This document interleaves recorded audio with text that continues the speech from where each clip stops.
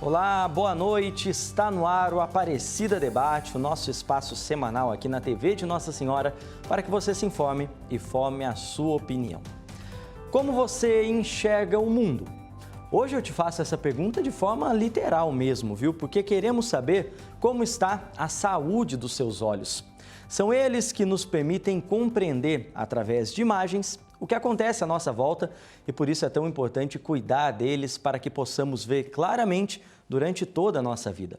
Só que isso passa primeiramente por um frequente acompanhamento médico, o que muita gente acaba deixando de lado aqui no Brasil.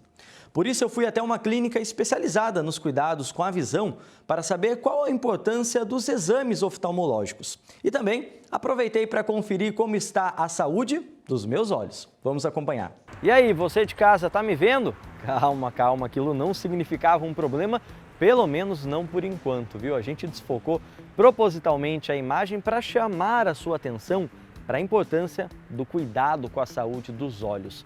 Afinal, tem um ditado muito antigo que diz que eles são as janelas da alma. Se isso for verdade, como é que você está cuidando das suas? Essa não é uma realidade muito positiva aqui no Brasil não, viu? Tem uma pesquisa do Datafolha que aponta que 1 em cada 4 brasileiros não frequentam o oftalmologista. E aqueles que vão, o fazem a cada 2 anos, pelo menos, o que não é recomendado pelos médicos. Por isso a gente veio até uma clínica aqui em Taubaté, no interior de São Paulo, para te mostrar como funciona hoje em dia uma consulta com um oftalmo e para eu aproveitar também e já checar como que está a saúde da minha visão, já que a minha última consulta foi em fevereiro do ano passado. Vamos lá conferir então?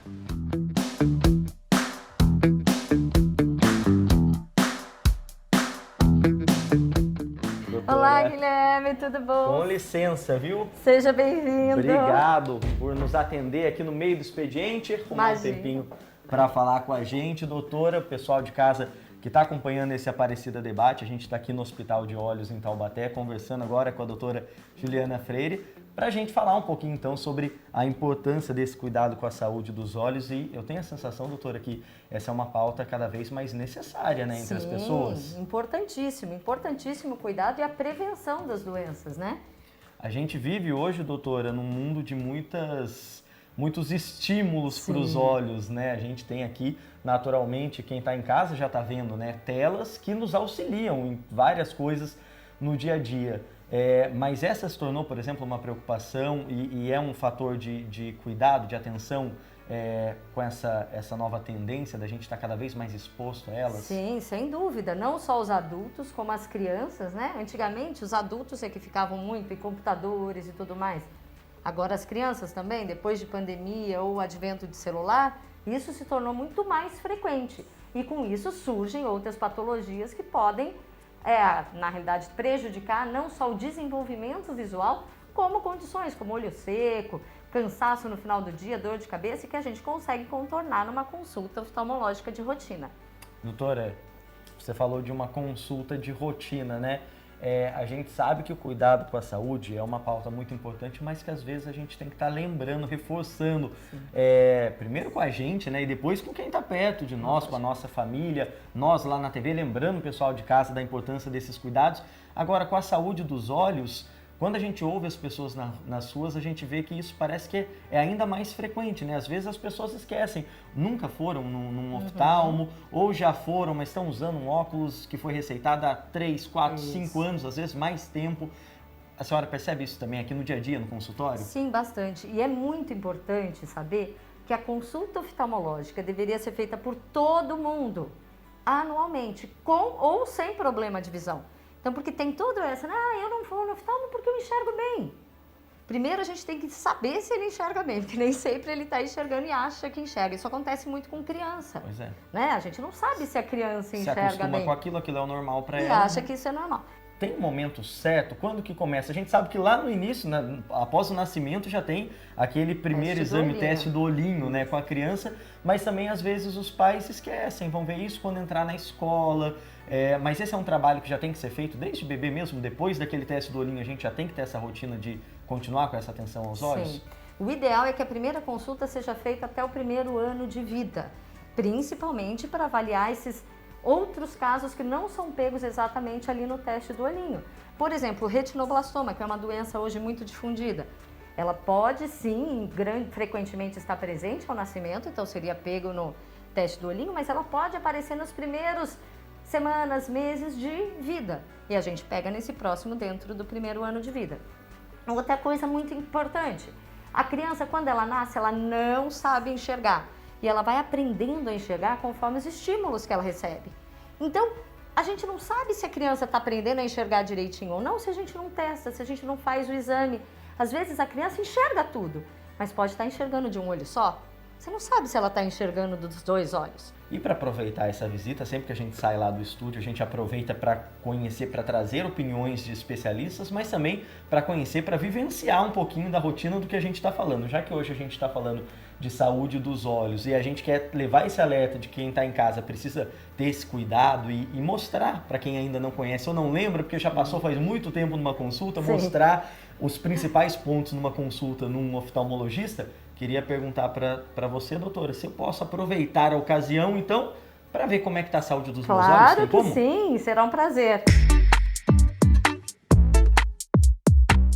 Bom, nesse exame, o que nós avaliamos? A gente avalia a córnea, a saúde ocular da superfície que tem nos nossos olhos, conjuntiva, a gente diagnostica conjuntivite, por exemplo, presença de corpo estranho intraocular, a posicionamento ou não dos cílios, é onde a gente vê casos de uveíte, a gente vê glaucoma e a gente vê também a catarata, que é muito importante, geralmente mais nas idades um pouquinho mais avançadas.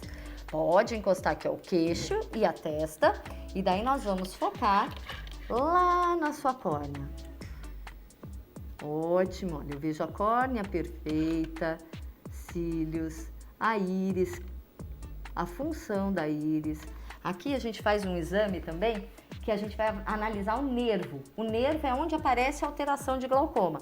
Nós usamos essa lente para focar lá no fundo do olho, e o nervo do Guilherme é perfeito, sem nenhuma alteração de glaucoma. Então isso a gente faz nos dois olhos, a gente vê primeiro um, depois o outro. A gente consegue ver o nervo também. Perfeito.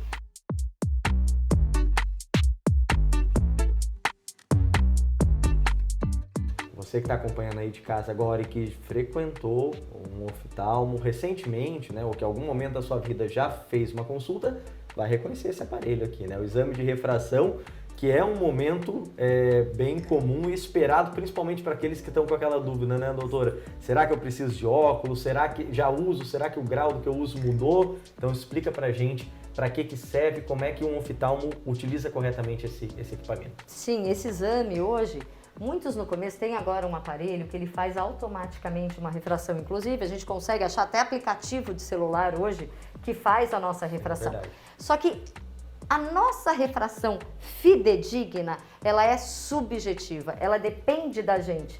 Por isso que esse exame nunca ficou em desuso. Então, você chega num aparelhinho lá e faz sua refração, você não consegue ter certeza que aquilo vai estar fidedigno. Por isso que esse aparelho nunca saiu de uso. Então a gente precisa colocar e você vai escolher um olho separado da outra, qual que é a melhor visão que você quer ter, independente do que os aparelhos automáticos dizem. Então é muito importante, é um exame que sempre tem que ser feito, não dá para ficar com o resultado só de aparelhos automáticos.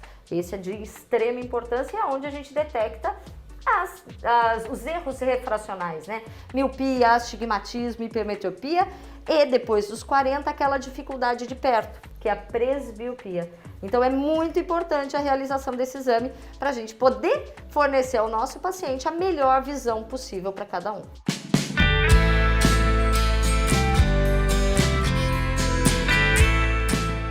Falei ali que a gente tinha um exame que as pessoas lembram muito quando a gente fala do uso de óculos, por exemplo, mas já entendi que esse aqui também é um exame muito importante nesse atendimento oftalmológico, né? Sim, importantíssimo. Esse é o mapeamento de retina, onde a gente consegue diagnosticar diversas patologias relacionadas a diabetes, relacionadas ao glaucoma, pressão alta no corpo, é onde diagnostica alterações de bebês, como retinoblastoma, por exemplo, muito difundido ultimamente.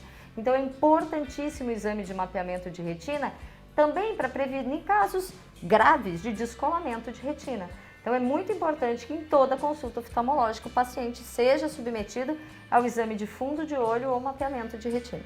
Olha lá para a esquerda, para baixo,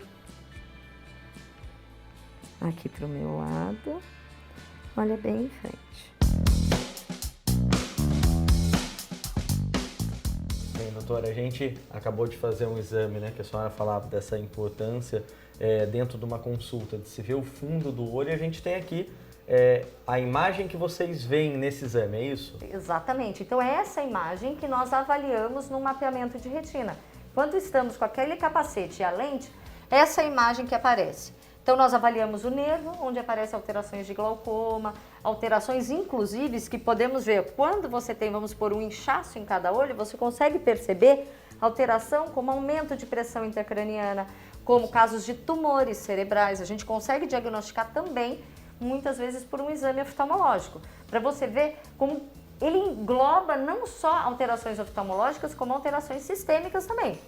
Então nós avaliamos o nervo, os vasos da retina, que é onde aparece a alteração do diabetes, da pressão alta, a área central da visão, onde aparecem as degenerações maculares, que eu falei que são das pessoas um pouco mais velhas, e é uma documentação de um aparelho sensacional que hoje também conseguimos fazer sem dilatação pupilar. Aliás, doutor, imagino que quem vai para uma consulta, qualquer que seja a especialidade, sempre espera ouvir esse tipo de fala, né, do médico, do especialista no fim, que tá tudo certo, pode ir para casa, às vezes um acompanhamento aqui ou ali, mas tudo nada tranquilo. grave. Agora, eventualmente, são descobertos problemas. Mas hoje, doutora, com a medicina, no que diz respeito a tratamento também, as pessoas têm que ficar preocupadas, ou mesmo quando descobre uma doença pré-existente, algum problema, ela já pode ser bem orientada e ir para casa, de certa forma, tranquila.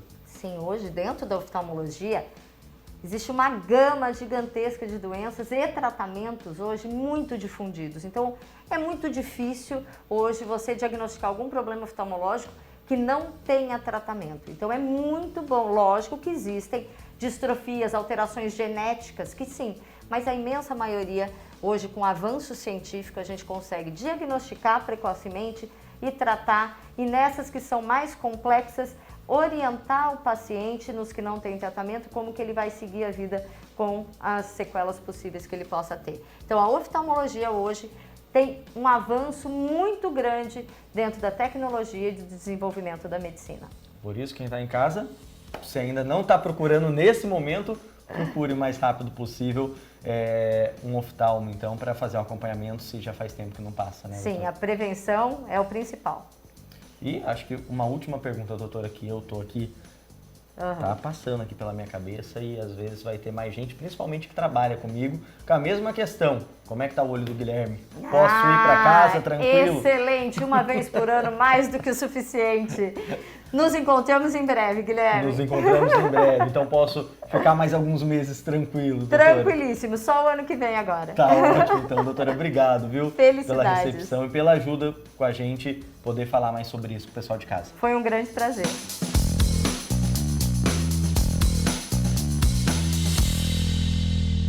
Sem dúvidas, uma consulta de rotina como essa é uma experiência rápida e que pode salvar a sua visão. E para continuarmos falando sobre este assunto, no próximo bloco, vamos receber em nosso estúdio 2 convidados que nos auxiliarão a falar sobre a saúde dos olhos. Estamos de volta e hoje o Aparecida Debate fala sobre a saúde dos olhos. Afinal, são eles as nossas janelas para o mundo e por isso é tão importante mantermos uma rotina de cuidados.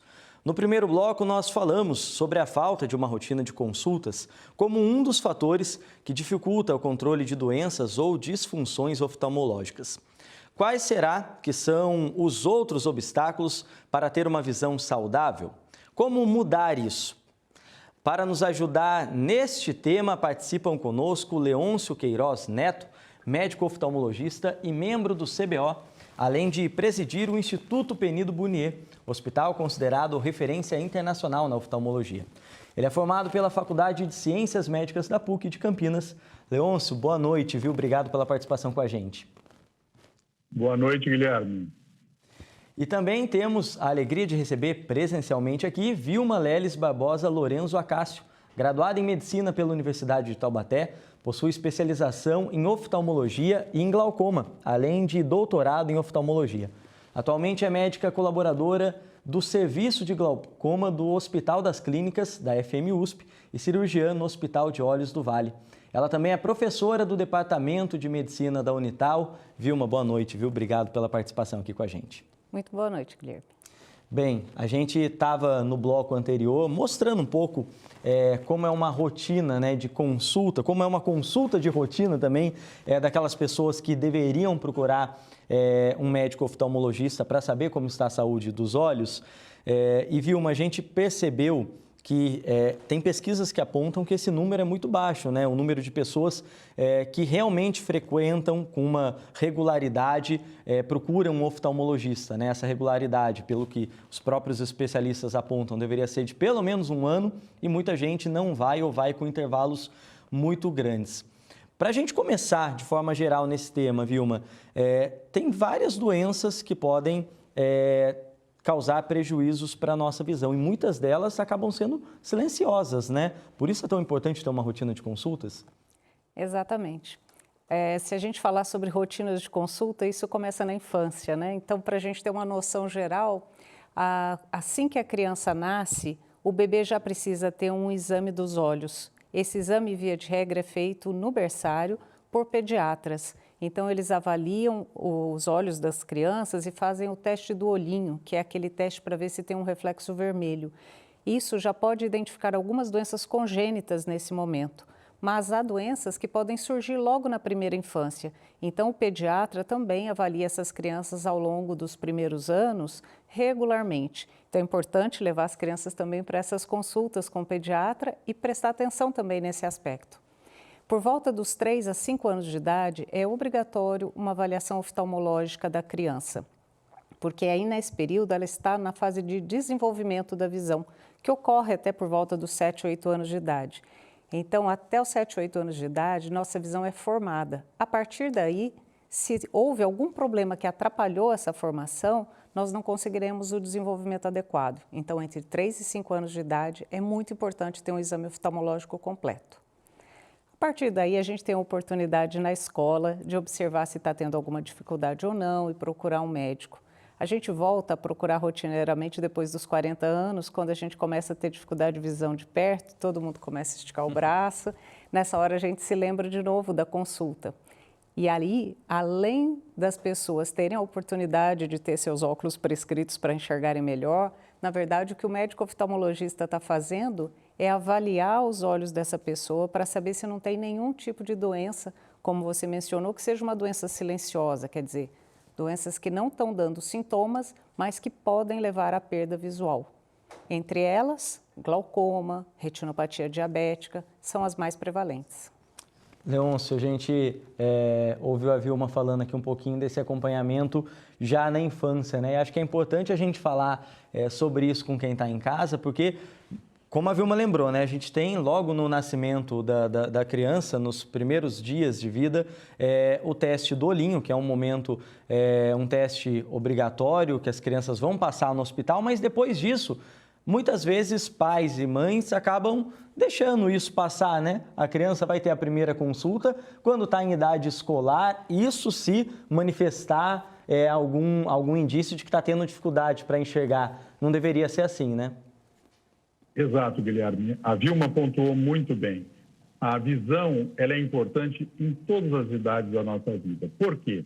Porque 85% do nosso relacionamento com o meio ambiente é dado pela visão. E no aprendizado, agora que nós estamos na fase da volta às aulas, é muito importante saber se seu filho enxerga bem, se ele tem um bom rendimento escolar. Tudo isso é dado pela visão. E tem o problema da ambliopia, que às vezes a criança tem mais grau, ela necessita de óculos em um olho e não no outro. Então, nós temos que prevenir essa ambliopia, identificá-la, diagnosticá-la e estimular aquele olho amblíope, aquele olho que enxerga menos, a forçá-lo a enxergar. E isso tem que ser feito esse tratamento, o tampão com oclusão do olho mais fraco, até os 8 anos de idade. Por isso é fundamental nós termos, os pais terem essa necessidade de buscar informação e de saber com relação a como nós sempre estarmos preocupados com o desenvolvimento ocular. A gente gosta de falar da saúde das crianças aqui no nosso espaço, Vilma. E quando a gente fala da saúde dos olhos especificamente, é importante a gente reforçar com quem está em casa que tem muitas vezes algumas situações que acabam mascarando isso, né? Então, às vezes o pai ou a mãe está vendo ali o filho com dificuldade na escola, pensa, nossa, ele tem dificuldade de aprendizagem. A gente ouviu também alguns relatos com outros especialistas no que diz respeito àquela coordenação, aquela noção de espaço sensorial, né? Então pensa, meu filho é muito desastrado, meu filho cai o tempo todo. E a criança nem sempre manifesta que ela está com dificuldade, porque para ela aquilo é normal, né, Vilma? Aquilo, se ela enxerga parcialmente, se ela não tiver a visão de um olho, por exemplo, ela não consegue ter sozinha a noção de que aquilo não é a visão adequada, né? Isso. Quando a gente fala da criança, então a gente precisa, primeiro os pais podem observar, né? A família pode observar que se a criança tem algum pequeno desvio, se supõe que tem algum tipo de estrabismo, algum desvio do olho, é fundamental avaliar. Os menores desvios são os mais responsáveis pelas perdas visuais.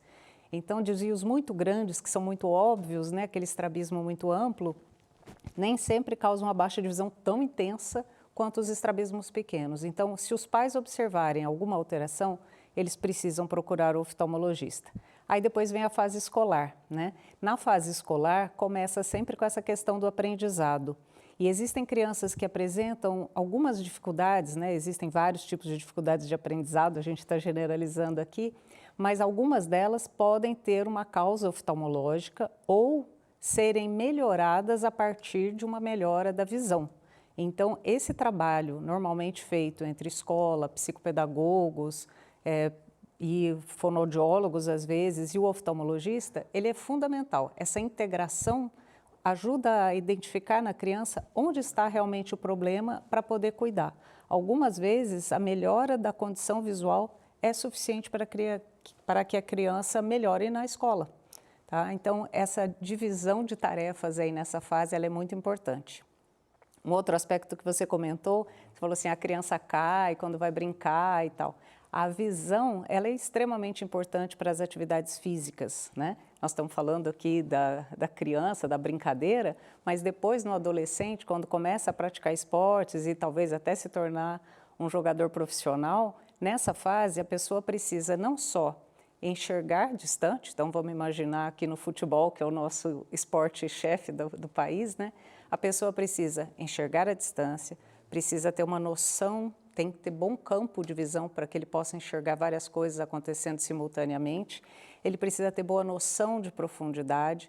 Para que tudo isso aconteça, ele tem que ter uma condição visual boa nos dois olhos.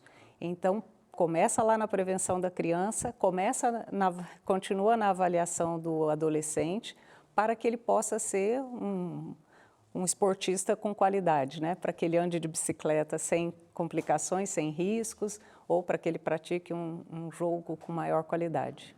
Vilma, já que você falou desse ponto, né, de, por exemplo, atividades físicas, brincadeiras, esportes, que exigem esse esforço do olho, né, esse esforço visual de ter uma noção de profundidade, de ter uma visão mais ampla. E eu tenho a sensação de que a gente tem sido treinado enquanto sociedade por vários fatores, um deles está aqui no meu colo, né? Estímulos que ficam sempre muito próximos do nosso rosto. Você acredita que isso de alguma forma pode impactar a longo prazo a saúde dos olhos, como vai ser a visão das próximas gerações? Isso comprovadamente tem impactado. É muito simples a gente pensar em alguns aspectos.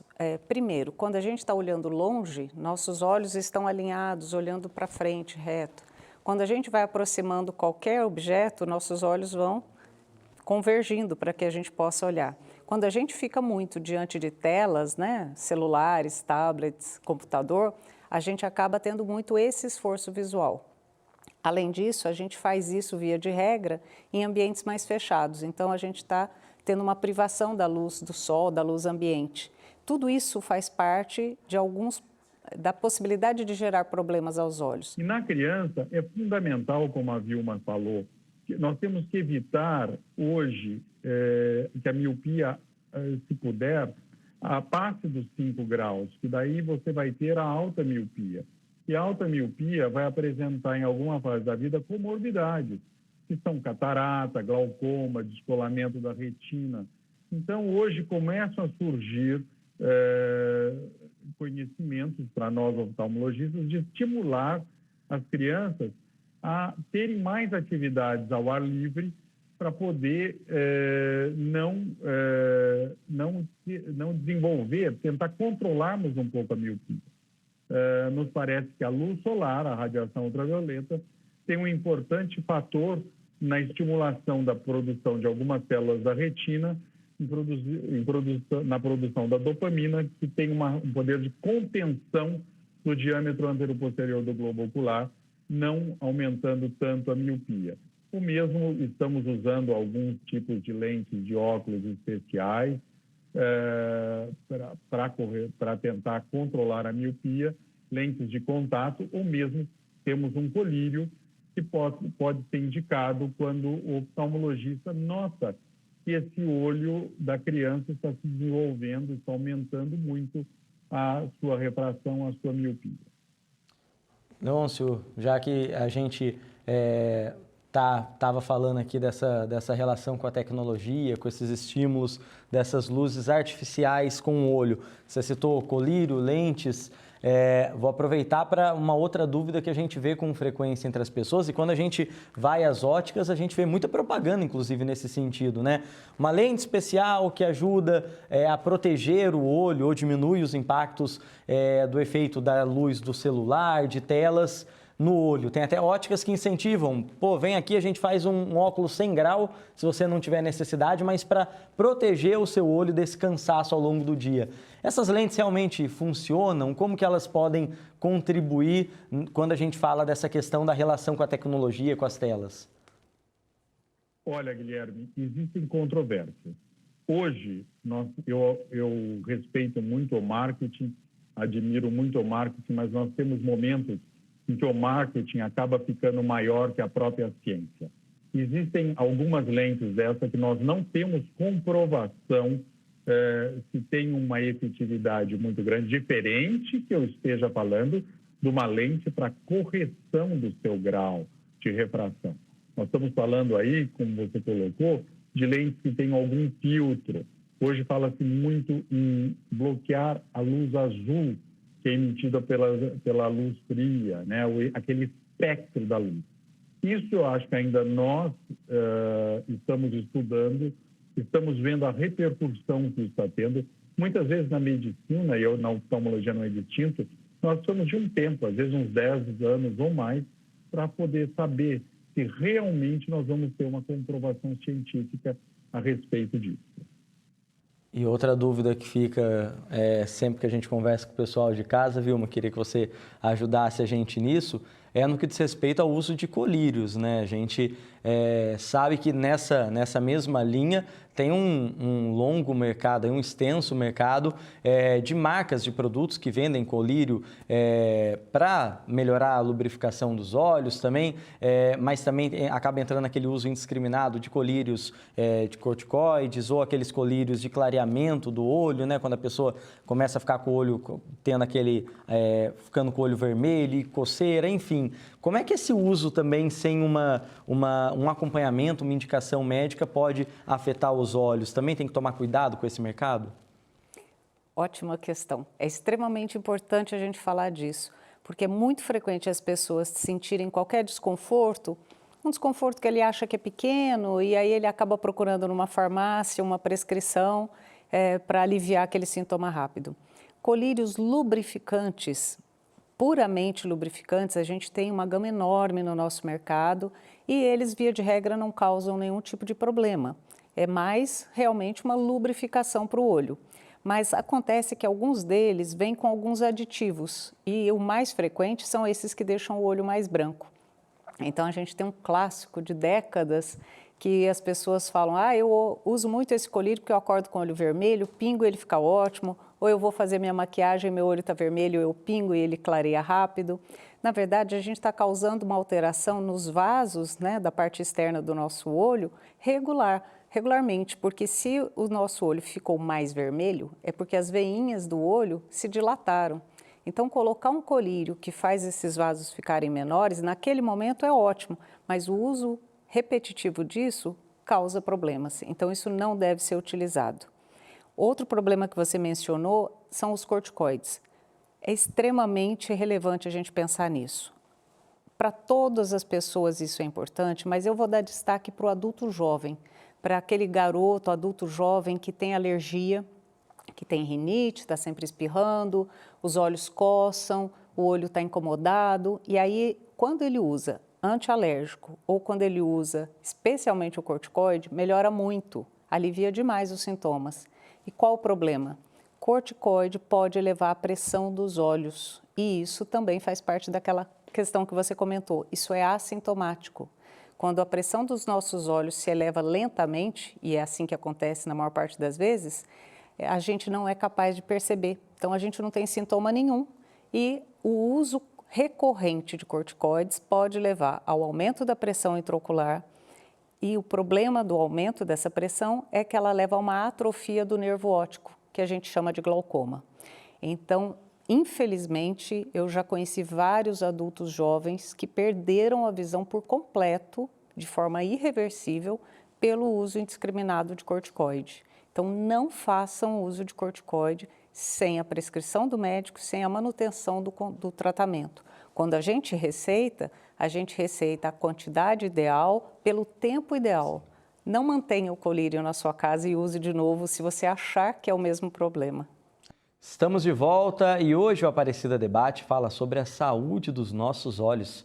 São eles que nos permitem compreender, através de imagens, o que acontece à nossa volta e por isso é tão importante cuidar deles para que possamos ver claramente durante toda a nossa vida.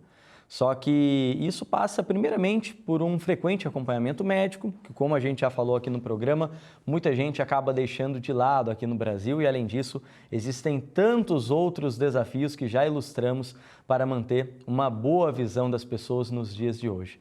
Mas vamos continuar trazendo então algumas orientações para ter uma boa visão? Voltamos a conversar aqui então com a Vilma e com o Leôncio. A gente falou bastante dos mais jovens nesse bloco anterior, no segundo bloco do programa, né? Sobre as crianças, os adolescentes.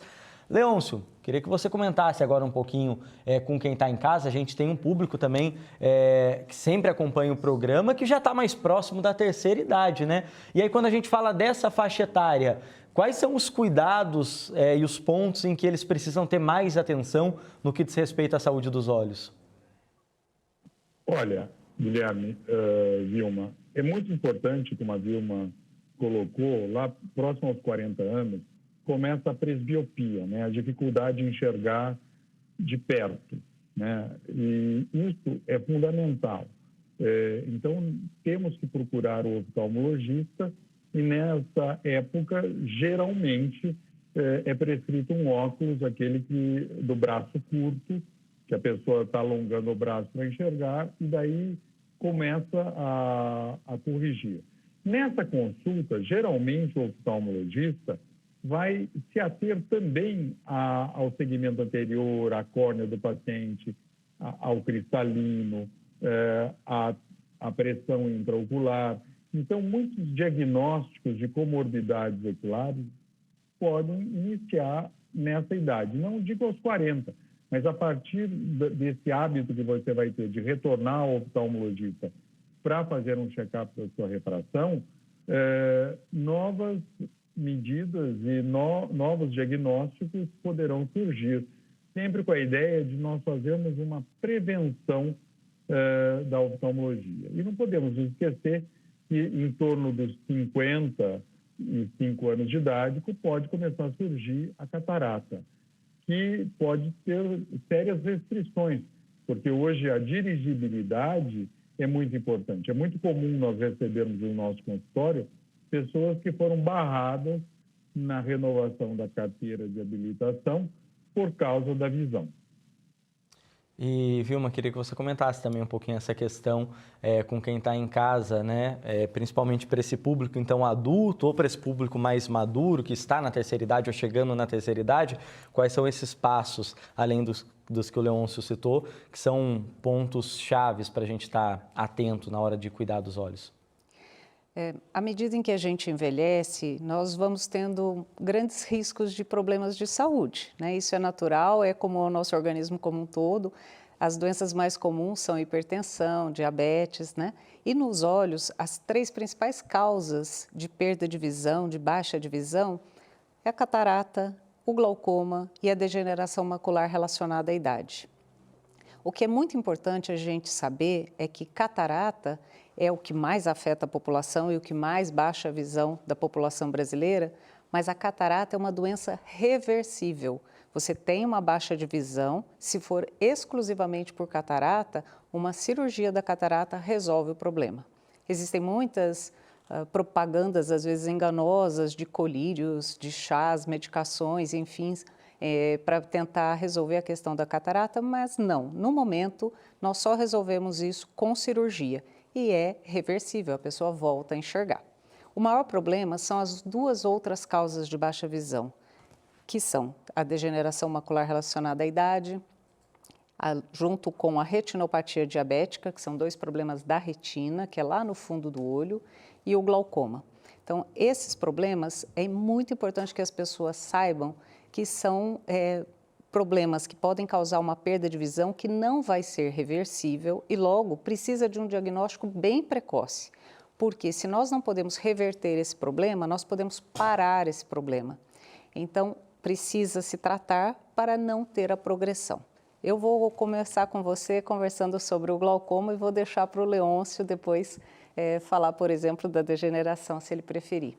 Em relação ao glaucoma, ele pode acontecer na criança ao nascer, daí eu falei da importância do teste do olhinho na maternidade, mas ele pode acontecer ao longo da vida, tanto no adulto jovem quanto no idoso, mas o mais prevalente é no idoso. Então, à medida em que a gente envelhece, a chance da gente ter glaucoma aumenta. O que é glaucoma? É uma atrofia do nervo do olho, logo, nosso olho, que é como se fosse uma câmara, deixa de levar essa informação até o nosso cérebro, de uma maneira irreversível. Como é que a gente sabe se a gente tem glaucoma?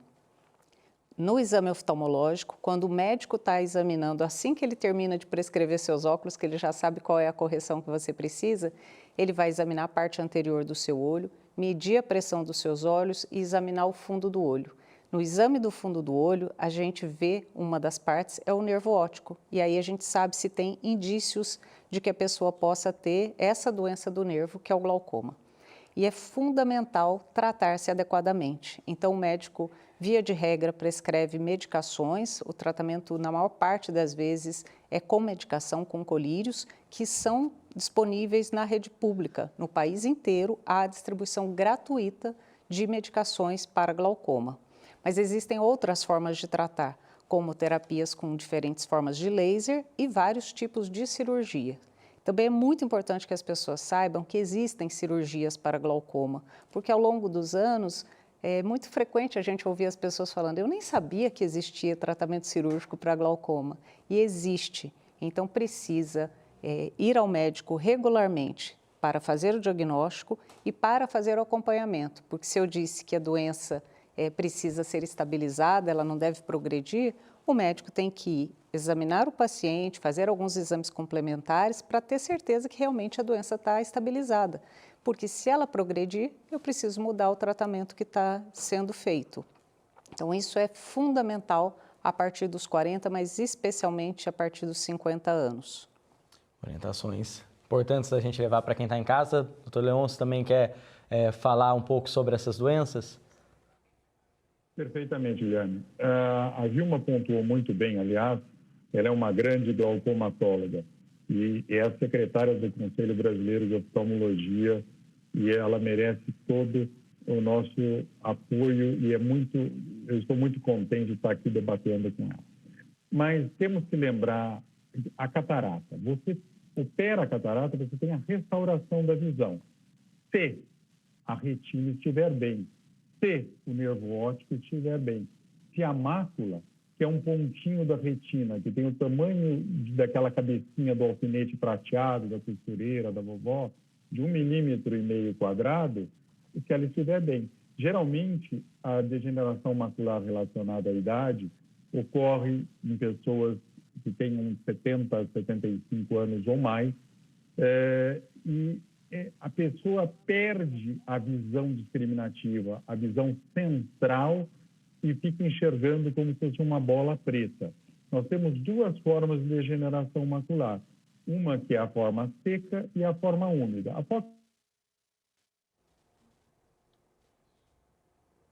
Acho que a gente teve um problema na conexão com o doutor Leôncio, a gente já vai tentar restabelecer. Vou aproveitar até uma pergunta que a gente também queria trazer para esse debate aqui, viu? Mas se você puder nos ajudar. Peraí, o doutor Leôncio voltou com a gente? Então, já passar a palavra para o doutor, para a gente não interromper o raciocínio, doutor. Por favor, se o senhor puder retomar para a gente.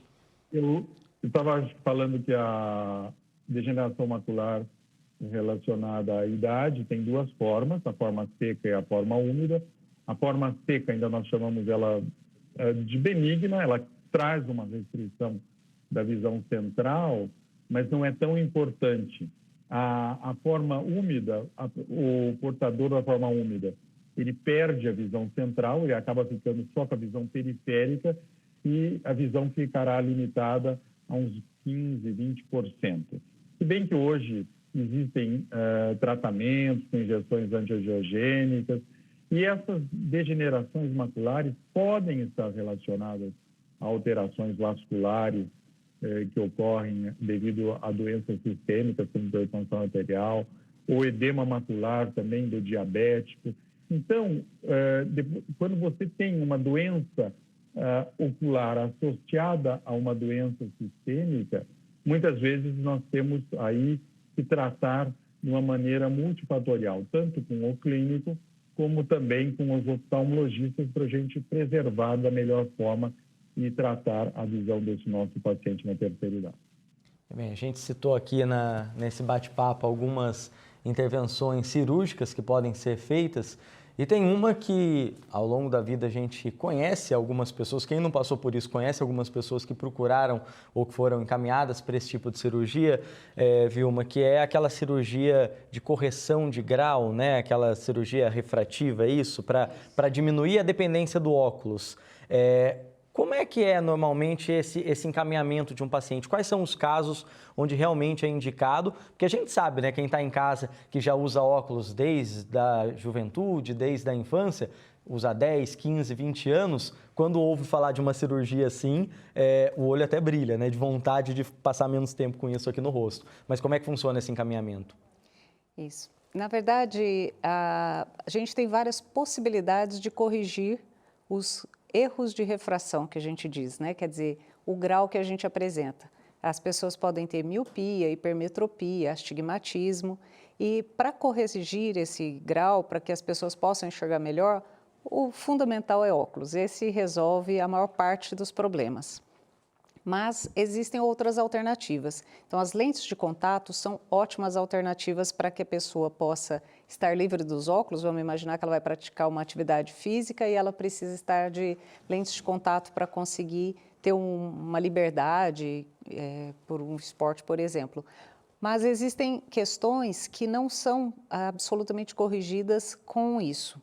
E vou citar um exemplo, pensando aí no adolescente, no adulto jovem, que é o ceratocone. Ceratocone é uma degeneração da córnea. Então, a nossa córnea, que é essa parte bem anterior do olho, que cobre o colorido do olho, ela tem que ser curva, né, com uma curvatura bem regular, e tem que ser bem transparente e ter uma espessura certa. Se essa córnea for muito irregular, dependendo do formato, é o que a gente chama de ceratocone, e isso causa uma baixa de visão que dificilmente é corrigida pelos óculos. E aí um tipo de lente especial, uma lente de contato especial, vai ajudar essas pessoas a terem melhor visão. Então, assim a gente já consegue compensar várias questões. Mas aí, para a solução, vamos chamar de mais definitiva, como você comentou, quer dizer, posso ou não posso fazer uma cirurgia refrativa para ficar sem óculos? É como se a gente considerasse como uma cirurgia estética. É uma opção, não é uma necessidade, tá? E quem pode fazer? Quem pode é quem tem uma córnea com uma determinada curvatura e espessura suficientes que, mesmo fazendo essa cirurgia a laser, que faz como se fosse um polimento da córnea e faz com que ela fique um pouco mais afinada, que esse tratamento não leve a complicações. Então, a gente precisa examinar o paciente, não só ver qual é o grau que ele apresenta, mas também saber dessa condição da córnea para saber se essa pessoa não terá complicações no futuro. Então, só uma avaliação oftalmológica para saber precisamente o grau e uma avaliação da estrutura do olho é que vai levar a essa indicação ou não da cirurgia. Bem, e nessas opções que a Vilma citou para a gente, né, tem o óculos que a gente está acostumado a ver as pessoas usando, como ela disse, tem as lentes de contato, né, que tem gente que prefere pela praticidade ou pela prática esportiva, enfim, tem vários motivos, e isso dá gancho para a gente trazer mais uma pergunta para o Leôncio, que é justamente a respeito desse manejo do uso das lentes, né, Leôncio? A gente sabe, inclusive, você tem algumas pesquisas nesse sentido, uma delas que fala essa possibilidade de maiores infecções, contaminações por causa do uso de lente nessa época do ano, como o verão, Leôncio. Explica para a gente quais que tem que ser os cuidados na hora de usar uma lente de contato. Olha, Guilherme, a lente de contato, sem dúvida, ela traz um grande avanço para o portador de uma metropia, de uma necessidade de grau. Ela melhora muito, na grande maioria dos casos, a visão lateral, ela dá uma qualidade de visão, quando você consegue corrigir todo o grau, maior do que o óculos. No ceratocone, hoje nós temos lentes de distintos designs e que até postergam a necessidade aí de um transplante, de uma outra correção cirúrgica no ceratocone. Agora, vamos dizer, na grande maioria dos pacientes, os pacientes têm miopia, um pouco de astigmatismo e usam aquelas lentes molinhas, gelatinosas, o que nós chamamos de hidrofílicas. Eles precisam ter muito cuidado com a asepsia, com o manejo dessa lente, né? Hoje nós temos lentes que permitem você tem o descarte diário, descarte semanal, descarte quinzenal ou até maior. Isso deve ser respeitado. O usuário de lente de contato, além de ter um bom hábito de asepsia das mãos antes de adaptar, de colocar essa lente, ele precisa ter em mente que qualquer sinal que o olho dê, um olho irritado, um olho vermelho, ele não deve insistir no uso dessas lentes, porque a córnea precisa de oxigênio para respirar, isso é a vitalidade da córnea. E quando você abafa, quando essa lente não está bem permeada ao oxigênio, chama-se neovasos, é uma córnea que fica mais débil para adquirir uma úlcera, adquirir uma infecção. Hoje nós temos parasitas de vida livre que podem, num simples respingo de água, eu já peguei pacientes que foram tomar banho de jacuzzi e que respingou na lente e que acabaram com uma infecção de acantameba, que é uma das coisas dos patógenos que nós menos desejamos que qualquer paciente nosso acabe por ter. Então, é muito importante a asepsia e não insistir, não abusar muito do uso da lente de contato.